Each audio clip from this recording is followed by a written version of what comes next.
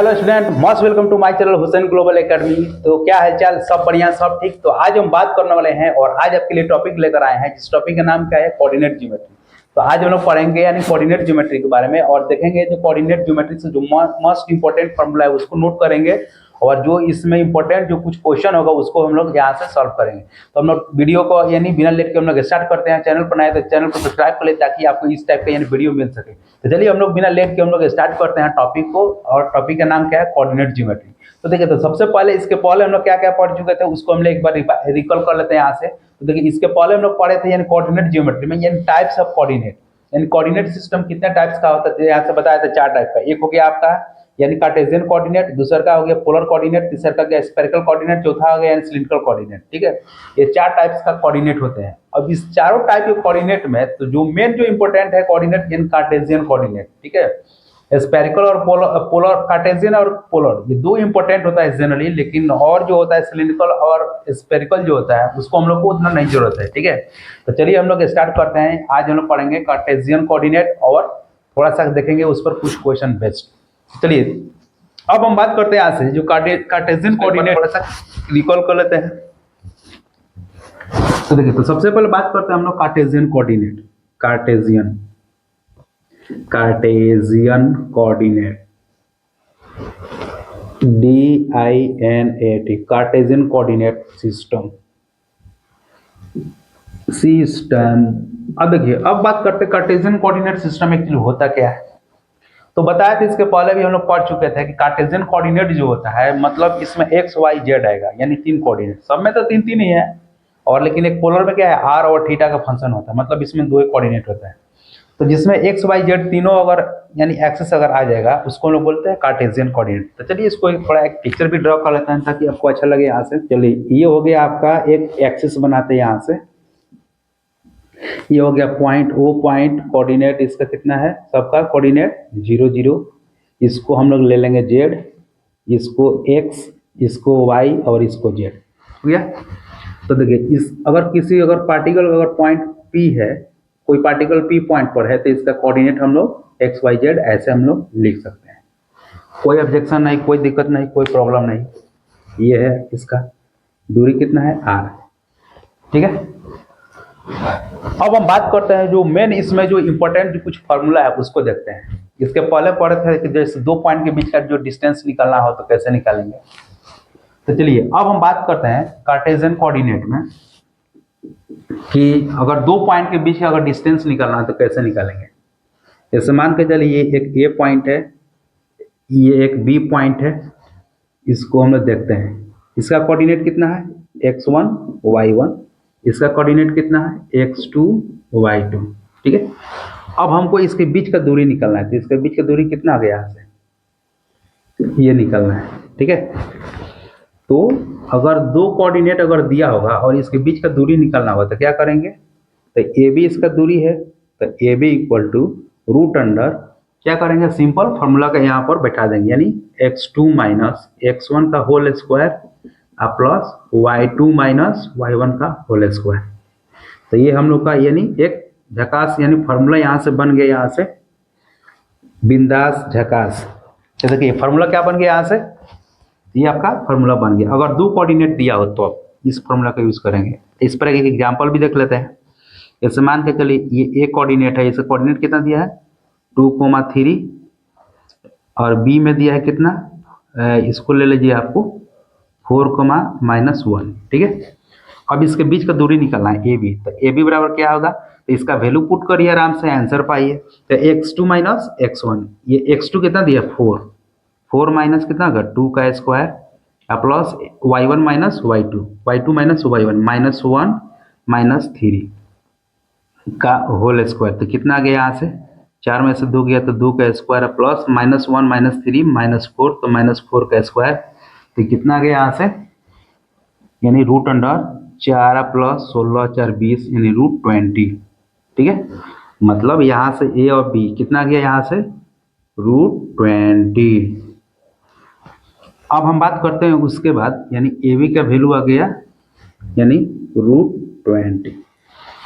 तो ये हो गया आपका यानी 2 पॉइंट के बीच का यहाँ से डिस्टेंस हम लोग निकाल लेंगे। ठीक है, अब बात करेंगे यहाँ से कुछ एक इम्पोर्टेंट फार्मूला है, सेक्शन फार्मूला।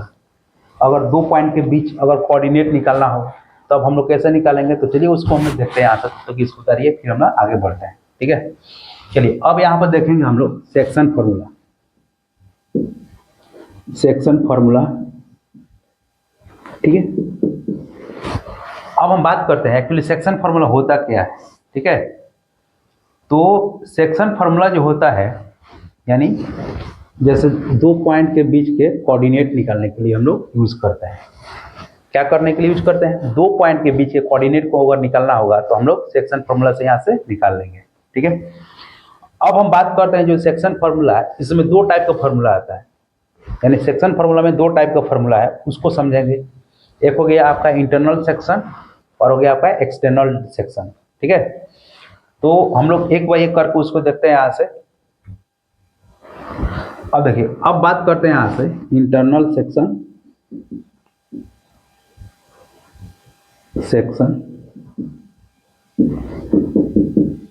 और एक्सटर्नल सेक्शन। ठीक है, ये 2 टाइप का ये फार्मूला होगा। अब दोनों को उसको एक बाई के करके यहाँ से समझते, तब तक इसको पीछे से हम लोग इरेज करते हैं। कहाँ गया डस्टर।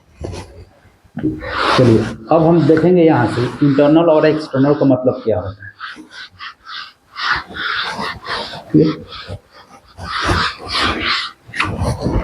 चलिए अब हम बात करते हैं यहाँ से इंटरनल सेक्शन या इंटरनल सेक्शन या डिवीजन, कुछ भी कहिए। ठीक है, अब हम बात करते हैं कि इसका हम लोग यूज कब करेंगे इंटरनल। तो देखिए, अगर मान के चलिए यहाँ पर 2 कोऑर्डिनेट दिया है, एक ये और एक ये बी। ठीक है, और इसके बीच जो है एक पॉइंट क्या है, पी है, और ये क्या है, एक्स और वाई। और एक्स इसका कोऑर्डिनेट दिया है x1 y1 और इसका कोऑर्डिनेट x2 y2। ठीक है, यहाँ पर कोमा दे दिए। अगर हमको इस p का कोऑर्डिनेट अगर निकालना होगा, ठीक है, अब इसका रेशियो दिया है कि ये यहाँ से ये m है और ये यहाँ से n है। ठीक है, मतलब इस लाइन AB को m और n रेशियो में डिवाइड कर रहा है। ठीक है, तो अगर ये m दिया है और ये n दिया है, ये x1 ये y1 ये x2 और y2, तो इसको बोलते हैं इंटरनल सेक्शन, मतलब इंटरनल डिवीजन भी बोल सकते हैं। इंटरनल डिवीजन का मतलब इस AB लाइन को यानी m और n रेशियो में इसको डिवाइड कर रहा है।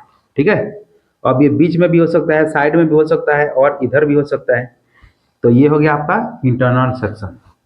तो अगर हमको कोऑर्डिनेट निकालना होगा p का, x और y का, तो उसको हम लोग देखते हैं कैसे निकालेंगे। तो इसका फॉर्मूला होता है कि पी एक्स वाई का coordinate mx2 plus nx1 by m+n। ठीक है, तो ये किसका कोऑर्डिनेट निकला, ये x है तो ये x हो गया। अब y है तो y का निकालिए। इसी तरह my2 plus ny1 by m+n, ये हो गया। अब इसको हम लोग ऐसे भी लिख सकते हैं, पी एक्स का कोऑर्डिनेट अलग अलग करके, तो mx2 प्लस nx1 अब भाई कितना आ जाएगा यहाँ से m+n। अब हम बात करते हैं पी वाई, तो कितना आ गया my2 प्लस ny1 बटा m+n। तो ये हो गया आपका इंटरनल डिवीजन। इस पर एक क्वेश्चन भी देख लेते हैं। ठीक है, क्योंकि साथ साथ कोई भी चीज़ जब यानी कैलकुलेशन करते हैं या उसको हम लोग बनाते हैं, मैथमेटिक्स का ये रूल होता है, चाहे फिजिक्स पढ़िए, साइंस या मैथ्स पढ़िए, केमिस्ट्री पढ़िए, कोई भी चीज़, अगर वो कॉन्सेप्ट पढ़ रहे हैं उसी कॉन्सेप्ट पर एक प्रॉब्लम करिए ताकि आपका और बिल्डअप करे। ठीक है, तो चलिए इस पर एक क्वेश्चन भी देखते हैं और इसको बनाते भी हैं। इसको मिटाते हैं यहाँ से, तो देखते हैं इस पर क्वेश्चन कैसे आते हैं, कैसे इसको हम लोग सॉल्व करते हैं। फार्मूला पर बेस्ड है, एकदम सिंपल है। Example number 1। ठीक है, अगर मान के चलिए यहाँ पर एक कोऑर्डिनेट दिया है a, इसका कोऑर्डिनेट कितना दिया है, जैसे ये a पॉइंट 3,4, ठीक है, और ये पॉइंट p दिया है। ठीक है, यहाँ से ये आपका बी दिया, इसका कोऑर्डिनेट कितना दिया 4,5। अब देखिए इसका रेशियो दिया है यहाँ पर 2 और इसका रेशियो दिया है 3। अब बोला जाएगा कि पी का कोऑर्डिनेट निकालिए। अब ये जो पी जो है, ये पी पॉइंट जो है ये मिड पॉइंट में नहीं है, ये किसी भी साइड में हो सकता है, मतलब ए और बी के बीच कहीं भी हो सकता है, तो उसका कोऑर्डिनेट निकालना है। ठीक है, इसको ऊपर लिख देते हैं ताकि और अच्छा क्लियर रहेगा।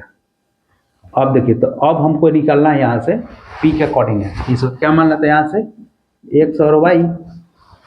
तो चलिए, तो सबसे पहले आगे एक्स का निकालेंगे। ठीक है, तो पी एक्स यहाँ पे लिख देते हैं, यानी पी एक्स।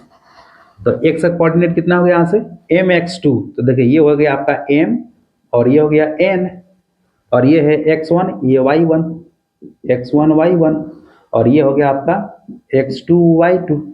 अब वैल्यू रख दीजिए, यानी mx2 formula nx1 by m plus n। तो क्या आ गया यहाँ से m का वैल्यू कितना आ गया आपको 3, 2 दिया है, तो 2 x2 का वैल्यू कितना दिया है 4 प्लस n का वैल्यू कितना है 3, x1 का वैल्यू कितना दिया है 3 by m plus n, 3 plus 2 कितना आ गया 4 8 प्लस 3 का 9, यानी 5, 9 8 17, 17/5। मतलब यहाँ से x का कोऑर्डिनेट कितना आ गया यहाँ से 17/5। उसी तरफ हम लोग y का निकालते हैं यहाँ से। अब देखते हैं इस फार्मूला को उतारिए, बहुत इंपॉर्टेंट फार्मूला है ये। जो पूरा जो कोऑर्डिनेट अगर आप समझ लीजिएगा तो समझिएगा फिजिक्स का क्या है, बॉस है। अब हम देखते हैं यहाँ से, अगर हमको पी वाई निकलना, मतलब वाई का कोऑर्डिनेट, तो क्या का फॉर्मूला यहाँ पर वाई रख दी, यानी my2 plus ny1 by m plus n। my2 तो m का वैल्यू कितना दिया है 2, y2 का वैल्यू कितना दिया है 3, n 3, y1 का वैल्यू 2, n का वैल्यू कितना दिया है 3, और y2 का वैल्यू कितना दिया है 5 दिया है ना, गलत कर दिया, y2 का वैल्यू 5, n का वैल्यू 3, y1 का वैल्यू कितना दिया है 4, यानी 4 और 3 प्लस 2 5 हो जाएगा, यानी 10 प्लस 12/5, यानी 22/5। मतलब py2 इसका वैल्यू आ गया, यानी p का, यानी x, y का कोऑर्डिनेट कितना हो गया, ये कितना आ गया 17/5 और ये 22/5 का कोऑर्डिनेट हुआ। तो ये हो गया आपका p का कोऑर्डिनेट। मतलब यहाँ से हम लोग ये भी निकाल लिए। ठीक है, अब हम बात करते हैं एक और फार्मूला देखते हैं, उसके बाद हम लोग उस पर क्वेश्चन करते हैं। सब फार्मूला पे एक एक क्वेश्चन करेंगे। ठीक है, ताकि कोई यानी आपका कॉन्सेप्ट पूरा बिल्डअप हो जाए। चलिए, तो इसको हम लोग मिटाते हैं, फिर बात करते हैं आगे। ठीक है,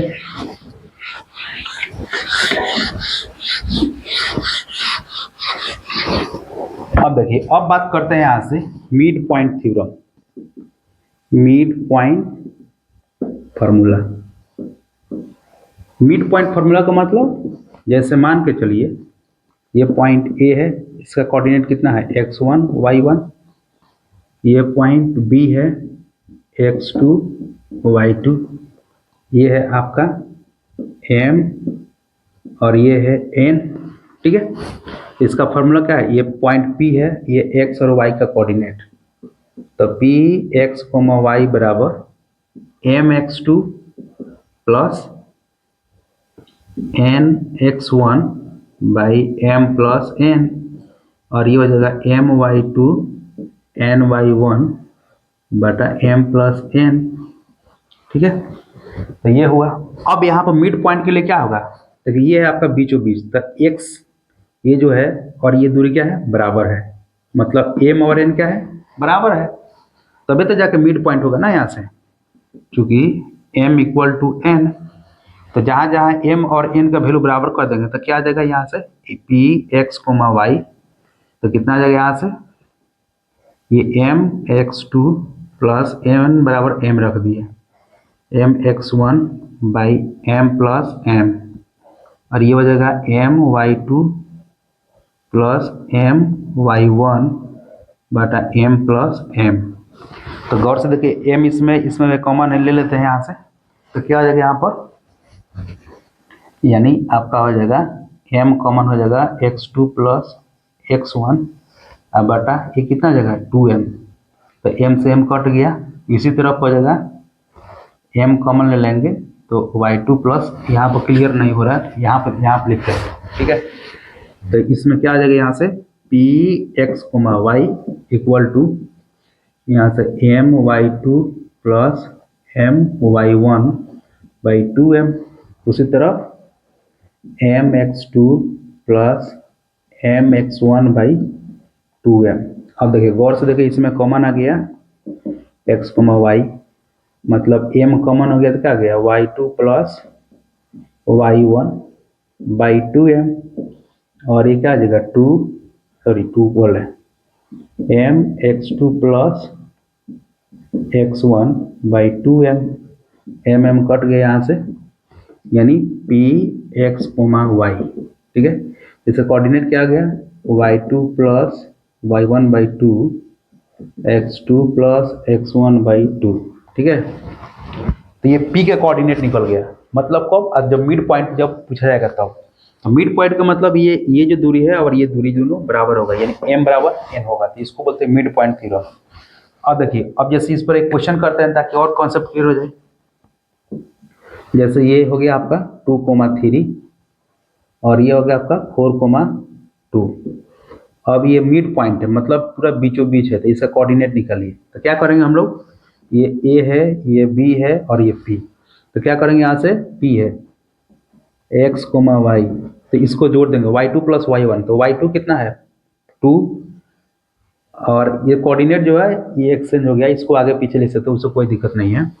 और y2 कितना है 2 प्लस y1 3 बाई 2, और x2 कितना है 4, x1 कितना है 2 बाई 2, तो 3 2 5, इसका कोऑर्डिनेट कितना आ गया यहाँ से, इसको थोड़ा सा ये डार्क नहीं समझ में आ रहा है, इसका कोऑर्डिनेट कितना होगा यहाँ पर लिखते हैं।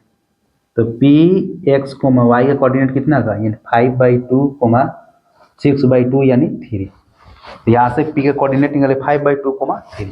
तो ये रहा आपका मिड पॉइंट फॉर्मूला, जो है इसे हम लोग आसानी से हम लोग निकाल लेते हैं। चलिए अब हम बात करते हैं एक्सटर्नल डिवीजन यानी एक्सटर्नल फॉर्मूला, ठीक है। ये तो हो गया आपका कार्टेशियन कोऑर्डिनेट का, इसमें एक और फॉर्मूला है उसको भी देख लेते हैं, ठीक है। तो इसमें जितना है सबको हम लोग एक बाय एक करके हम लोग पूरा अच्छा से देखेंगे, ताकि फिर कभी आपको यानी कभी दिक्कत ना हो।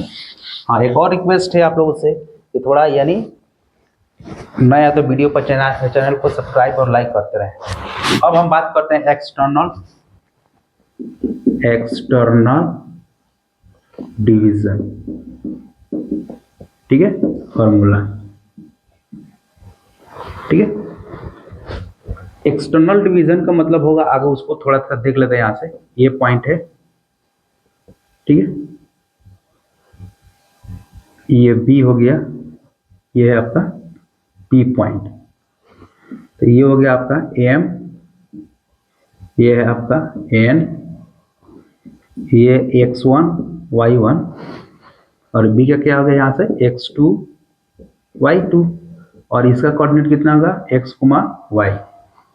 अब देखिए, अब एक्सटर्नल का मतलब बाहर, मतलब पी पॉइंट जब ए बी के बाहर जब होगा उसको बोलते हैं एक्सटर्नल डिवीजन।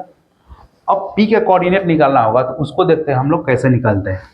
तो एकदम सिंपल है यहाँ से, तो अगर पी का कोऑर्डिनेट निकालेंगे यहाँ से पी एक्स कोमा वाई, सब कुछ वही रहेगा, केवल इसमें क्या बदलेगा m x2 minus n x1 by m minus n, और क्या आ जाएगा यहाँ से my2 माइनस ny1 बटा m माइनस एन।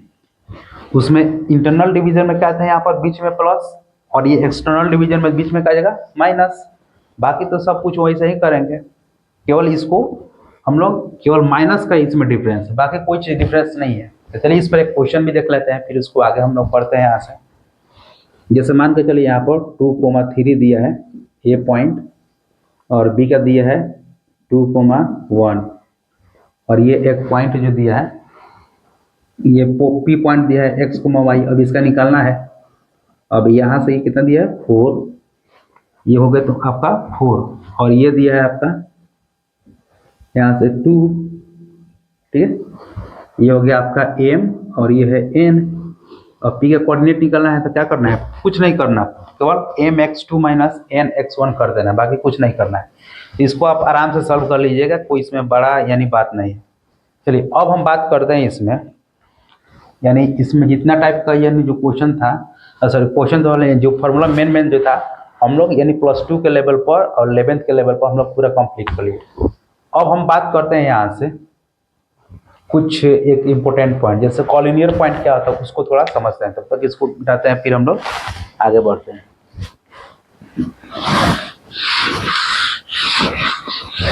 तो देखिए पूरा ध्यान से देखिएगा क्योंकि कॉलिनियरिटी को समझने के लिए बहुत इंपॉर्टेंट पॉइंट है, ठीक है। कॉलिनियर पॉइंट, कॉलिनियर पॉइंट क्या होता है, ठीक है। तो देखिए कह रहा है कॉलिनियर पॉइंट का मतलब ये होता है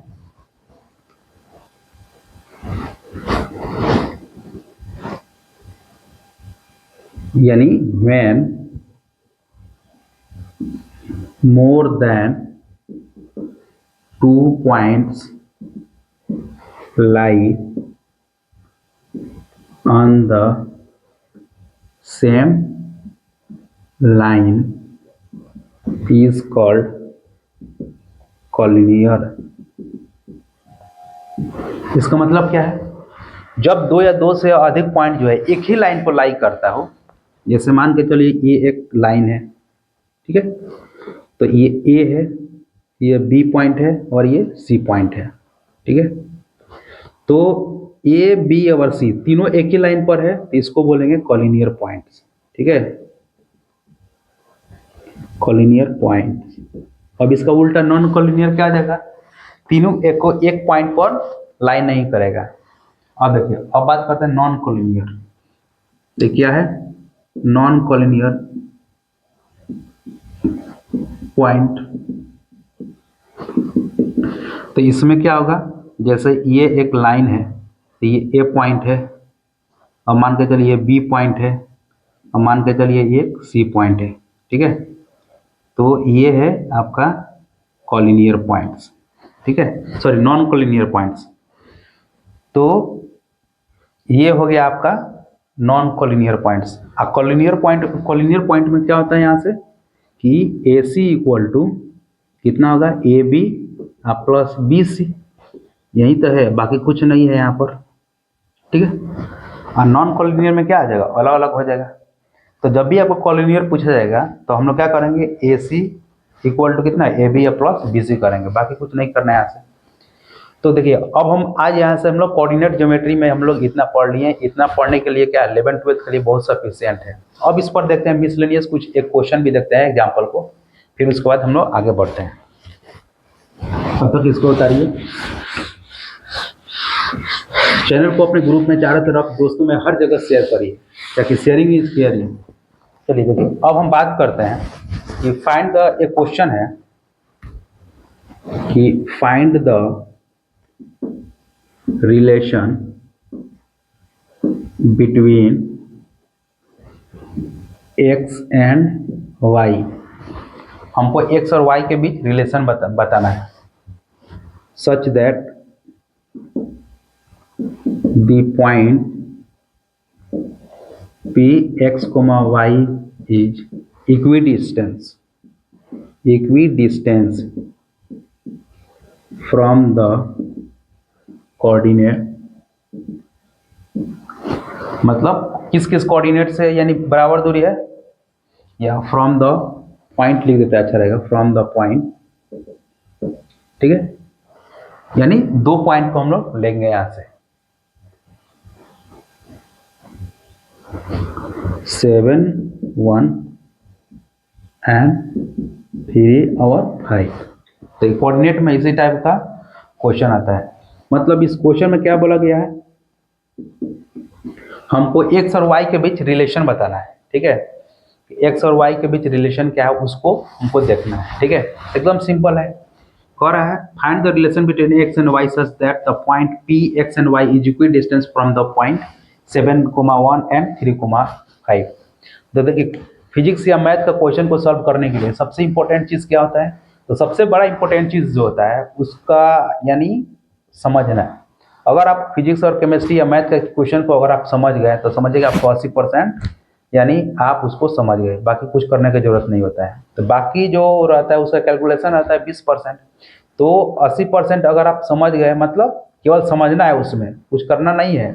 कि जैसे कोई यही क्वेश्चन है, इस क्वेश्चन में क्या दिया है कि इसमें दिया हुआ है ए और बी, मान के चलिए कोई दो पॉइंट है, दो पॉइंट के बीच में एक पॉइंट है, उस पॉइंट से दोनों के बीच का दूरी क्या है, सेम है।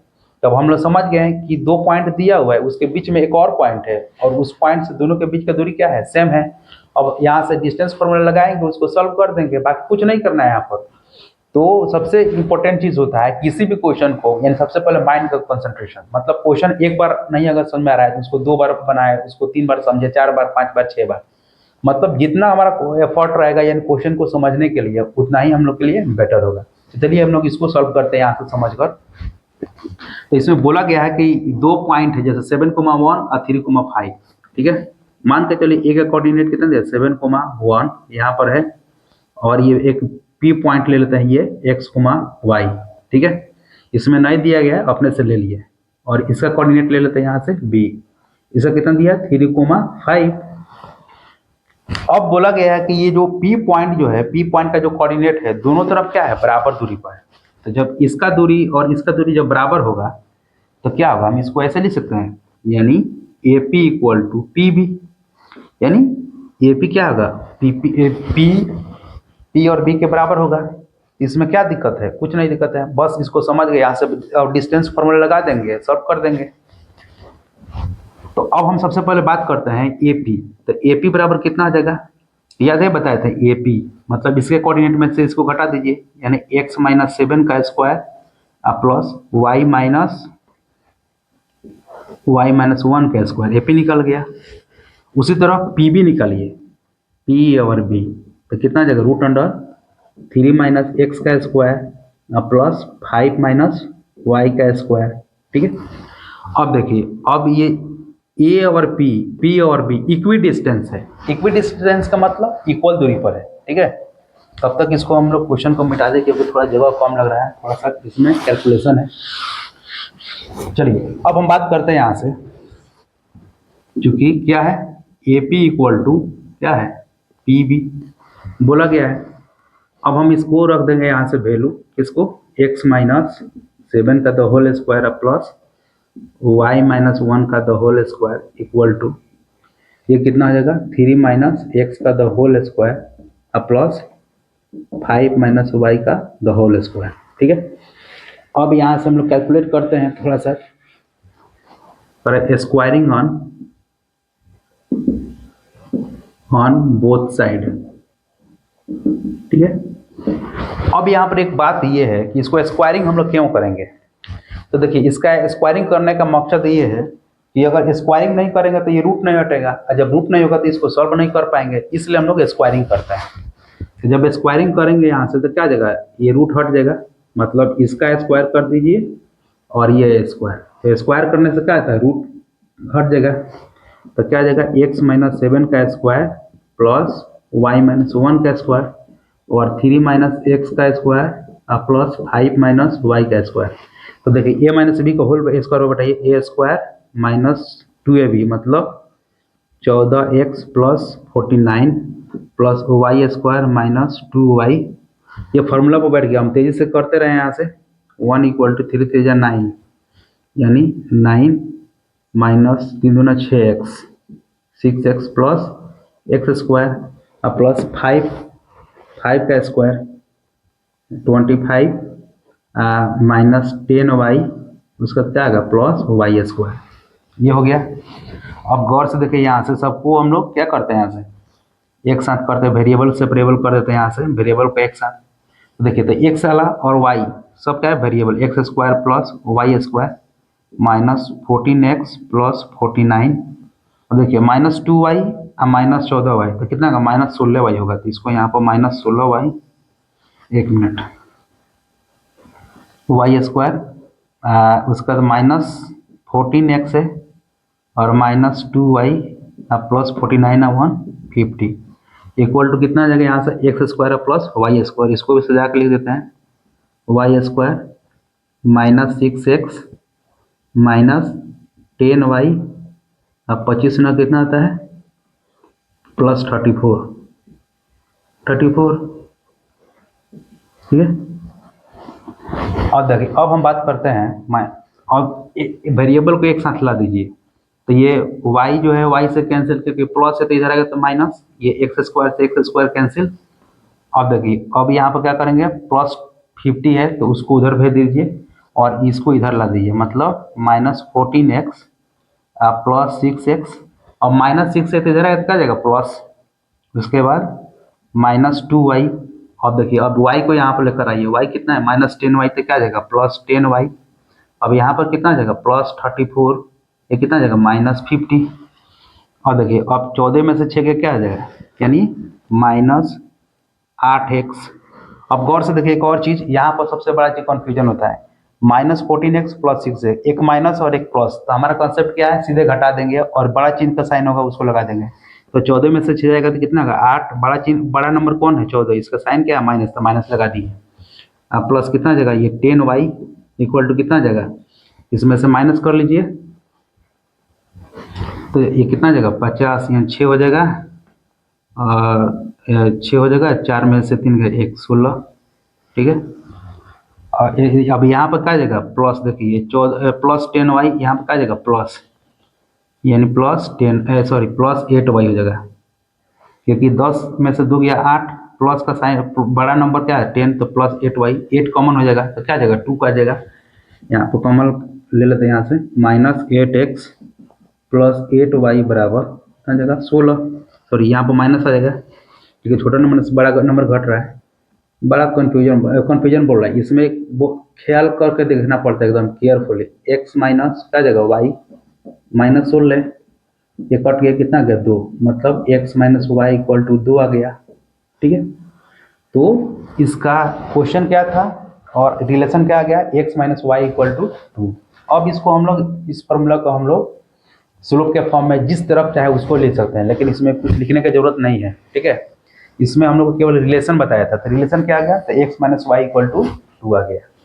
तो ये यानी आज का हमारा जो टॉपिक जो रहा, यानी कोऑर्डिनेट ज्योमेट्री में मतलब मेनली हम लोग को पढ़ना है यानी कार्टेशियन कोऑर्डिनेट, ठीक है, यानी एक्स वाई जेड में जनरली इतना ही हम लोग को पढ़ना पड़ता है 12th तक ले। उसके बाद जाएंगे तो सिलिंड्रिकल और स्फेरिकल, जिसको जो मन करे वो पढ़ेगा, कोई दिक्कत नहीं है, लेकिन अभी हम लोग को इतना ही पढ़ना है। तो आज के इस वीडियो के लेक्चर में इतना ही, फिर हम लोग मिलते हैं नेक्स्ट लेक्चर में। वीडियो कैसे लगा कमेंट करके बताइए, फिर हम लोग मिलते हैं नेक्स्ट वीडियो में, तब तक के लिए thank you for watching very much.